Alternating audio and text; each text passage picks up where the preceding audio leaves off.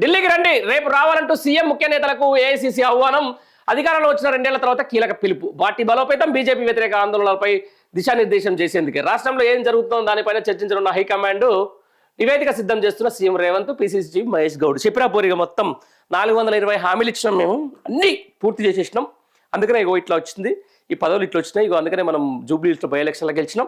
ఇప్పుడు మొన్న సర్పంచ్ ఎలక్షన్లో కూడా బోటాబోటీగా గెలిచినాం. ఇప్పుడు పుర ఎన్నికల్లో మొత్తం అంగబలం అర్ధబలం పెట్టి పోలీసులను పెట్టేసి 10-15 మున్సిపాలిటీలను సొంతం చేసుకున్నాం. ఆ తర్వాత రైతులను బాగా మోసం చేసినాం. ఆ తర్వాత మహిళల్ని 2500 ఇస్తామని చెప్పేసి వాళ్ళని కూడా విపరీతంగా మోసం చేసేసినాం. ఇక విద్యార్థులకు స్కూటీలు ఇస్తామని చెప్పేసి వాళ్ళని చేసినాం. ఇక రైతు బీమాని ఎత్తేసినాం, నిరుద్యోగ వృత్తిని ఎత్తేసినాం. పాత ప్రభుత్వం ఇచ్చినటువంటి ఉద్యోగాలు ఇచ్చేసి మన ఖాతాలో వేసేసుకొని ప్రజల్ని మభ్యపెట్టేసినాం. ఆ తర్వాత ఇక ఏమంటారు, పోలీసు రాజ్యాంగం మార్చేసినాం. లా అండ్ ఆర్డర్ని పూర్తిగా తెలంగాణలో లేకుండా చేసేసినాం. ఇక శాంతి భద్రత విషయంలో కూడా ఇక అసలు ఎక్కడ కూడా మేము ఎలాంటి జోక్యం చేసుకోకుండా రాష్ట్రాన్ని వదిలేసినాం. ఆ తర్వాత ఐటీ ఉత్పత్తులకు సంబంధించి, తర్వాత రాష్ట్ర ఆర్థిక ప్రగతికి సంబంధించిన దాని మీద విపరీతంగా ఏమంటారు దాన్ని ప్రచారం చేసుకున్నాం. ఆ తర్వాత ప్రతిపక్ష నాయకులని జైల్లో అని చెప్పేసి లేకపోతే విచారణల పేరిట వాళ్ళని బాగా ఇబ్బంది పెడుతున్నాం. ఆ తర్వాత ఇంకేం చేసి నివేదిక ఇవ్వాలి, ఇక కాళేశ్వరం కమిషన్కి సంబంధించిన దాంట్లో. ఆ తర్వాత ఈ ఫార్ములా రేస్ అని చెప్పేసి, ఫోన్ ట్యాపింగ్ రేస్ అని చెప్పేసి బాగానే టైంపాస్ చేసినాం. ఇక 2.5 ఏళ్ళు అయితే ఇట్లా చేసినాం. ఇక మొత్తానికైతే అంతా బాగానే ఉంది. కులగణనకు సంబంధించిన దాని మీద మన ఎమ్మెల్సీలో వాళ్ళు వీళ్ళు మొత్తుకున్నా కూడా మనం పెద్ద పట్టించుకోవట్లేదు. పార్టీ ఫిరాయింపులకు సంబంధించిన దాంట్లో మనం ఎవరైతే వచ్చిరో మనం కండు వేసిన వాళ్ళని కూడా మనమే ఇంకా పార్టీ మారలే అని చెప్పి స్పీకర్ తోటి చెప్పించినాం. ఆ తర్వాత ఇక ఇదంతా నివేదిక ఇచ్చేస్తే వాళ్ళ ఏముంటుంది, వాళ్ళకి కావాల్సింది నివేదిక కాదు కదా, 4 బ్యాగులు 2 సూట్ కేసులు అయిపోయాయి. పైన చెప్పేదేమో గిది.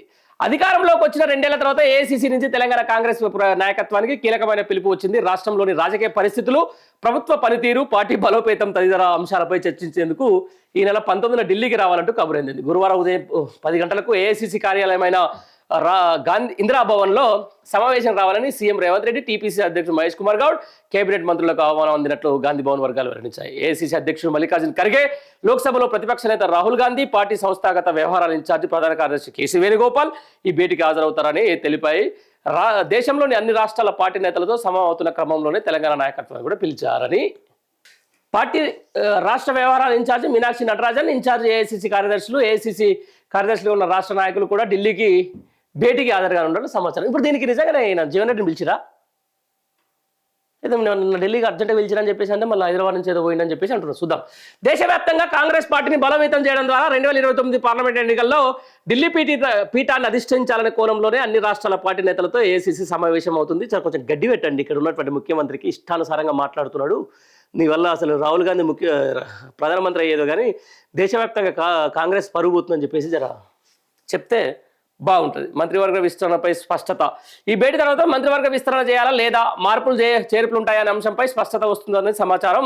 మరోవైపు రాష్ట్రంలో పెండింగ్లో ఉన్న కార్పొరేషన్ చైర్మన్లు, పార్టీ వర్కింగ్ ప్రెసిడెంట్లు ఇతర పోస్టుల కేటాయింపు విషయంలోనూ చర్చించి నిర్ణయం తీసుకుంటారని సమాచారం. ఈ మేరకు అంశాల వారీగా మీనాక్షి నటరాజన్ ఏఐసీసీకి ఇప్పటికే పలు నివేదికలు అందజేసినట్టు చెప్తున్నారు. కాగా ఏఐసీసీకి అందజేసేందుకు గాను గత 2 ఏళ్ల కాలంలో ప్రభుత్వ పనితీరు గురించి సీఎం రేవంత్ రెడ్డి తాను పీసీసీ అధ్యక్షుడు అయిన తర్వాత పార్టీని బలోపేతం చేస్తున్న తీరు, పీసీసీ కమిటీలు, ఏఐసీసీ ఇచ్చే ఆందోళనల విజయవంతం తదితర అంశాలపై పీసీసీ చీఫ్ మహేష్ కుమార్ గౌడ్ నివేదికలు సిద్ధం చేసుకుంటున్నట్టు తెలిసింది. ఇక ముఖ్యమంత్రికి అభినందనలు అంట. నేడు ముంబైకి సీఎం. రైట్, బాగుంది, సూపర్ ఉంది. మాట్లాడదాం. ఢిల్లీకి రండి, జీవన్ రెడ్డికి అధిష్టానం నుంచి పిలుపు. ఢిల్లీ వెళ్ళకుండా హైదరాబాద్ నుంచే వెనక్కి వచ్చేసిన మాజీ మంత్రి. ఓకే, జగిత్యాలలో జరుగుతున్న పరిణామాలపై చర్చించడానికి ఢిల్లీ రావాలని ఏఐసీసీ కార్యదర్శి కేసీ వేణుగోపాల్ నుంచి మంగళవారం ఫోన్ రావడంతో మాజీ మంత్రి జీవన్ రెడ్డి హుటాహుటిన బయలుదేరి వెళ్లారు. మున్సిపల్ ఎన్నికల్లో బీఫామ్ జారీ ప్రక్రియ నుంచి చైర్పర్సన్ ఎన్నిక వరకు తనకు జరిగిన అన్యాయంపై జీవన్ రెడ్డి కొద్ది రోజులుగా గలం వినిపిస్తుందని తెలిసిందే. దీనికి స్పందించిన కాంగ్రెస్ అధిష్టానం ఆయనతో చర్చించేందుకు ఢిల్లీకి పిలిపించినట్టు సమాచారం. అయితే ఏం జరిగిందో ఏమో కానీ ఢిల్లీ ప్రయాణం కోసం హైదరాబాద్కు వెళ్ళిన జీవన్ రెడ్డి ఢిల్లీ వెళ్లకుండా వెనక్కి వచ్చేయడం విశేషం. అంటే ఏమైందో మరిగా చూడాలి.